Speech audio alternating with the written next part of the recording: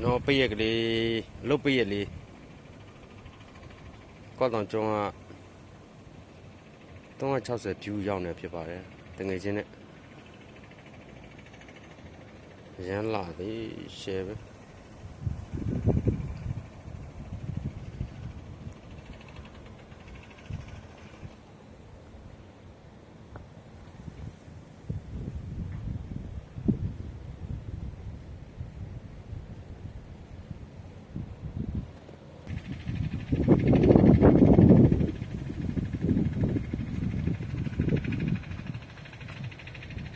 ရမ်းလာတော့နေရာလေး